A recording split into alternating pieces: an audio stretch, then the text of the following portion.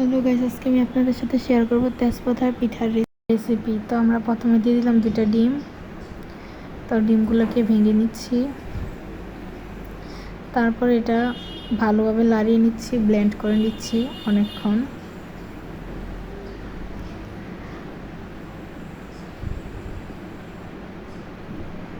তো আপনারা দেখতেই পাচ্ছেন আমরা অনেকক্ষণ যাবত এটাকে ব্লেন্ড করে নিচ্ছি। আপনারা চাইলে চামচ দিয়েও করতে পারেন। তো তারপর দিয়ে দিলাম লবণ,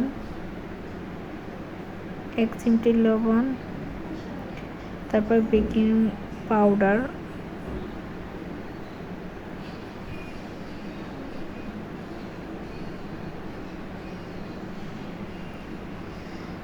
তো তারপরে দিয়ে দিলাম চিনি। আমি এদিকে 2 কাপ চিনি দিয়েছি।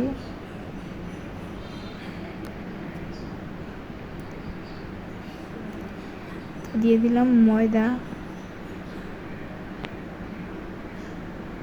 আপনার পরিমাণ মতো দিবেন। তো আমরা আমাদের পরিমাণ মতো দিছি। তো এখন দিয়ে দিচ্ছি একটু তরল দুধ, আবার ভালোভাবে মেখে নিচ্ছি আমরা।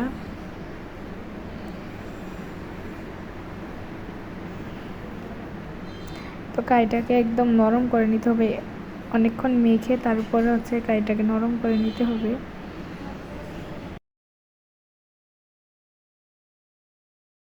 তো আমরা আবারও দুধ দিয়ে দিচ্ছি, যেহেতু কাইটাকে নরম করতে হবে। তো দুধ দিয়ে দিলাম, তারপরে বসিয়ে দিলাম তেল। তো আমরা এটার জন্য অবশ্যই তেজপাতা ব্যবহার করতে হবে। তো বানিয়ে নিচ্ছি পিঠাটা। তো এই পিঠার জন্য অবশ্যই আপনারা তেজপাতা ব্যবহার করতে হবে, যেহেতু এটা তেজপাতার পিঠা। তো আমরা তেজপাতাটাকে ভালোভাবে যে ডোনাটটা তৈরি করছি সেটাতে চুবিয়ে নিচ্ছি। তো তারপর আমরা তেলে দিয়ে এটা ভেজে নিচ্ছি। তেল একটু গরম হয়ে আসলে তারপরে দিবেন, তাহলে তাড়াতাড়ি ভাজা হয়ে যাবে। তো এই তো আমরা ভাজতেছি।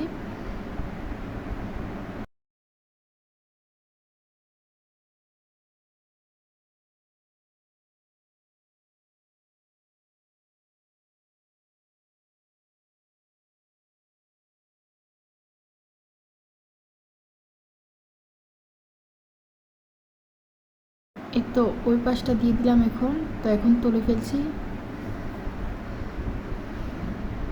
আমাদের ভাজি হয়ে গেছে। এখন আমরা তুলে ফেললাম, তুলে আবার ভালোভাবে ভেজে তুলে নিলাম। তো আবার এটাতে আবার ভালোভাবে মাখিয়ে নিব, মাখিয়ে তারপরে আবার তেলটাতে দিয়ে দিব।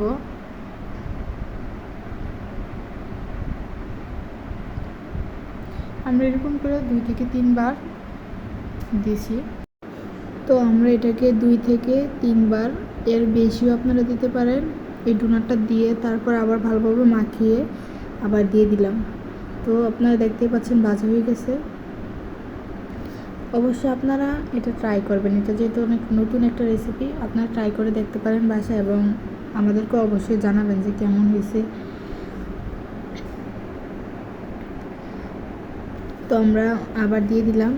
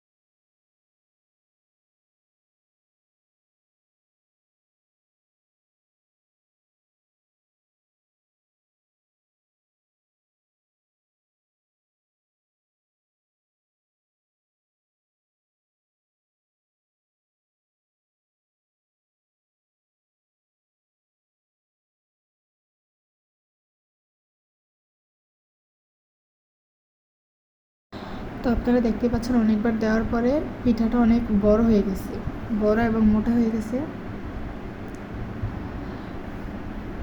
তো আপনারা দেখবেন যখন এটা কাটা হবে কয়েকটা লেয়ার হবে।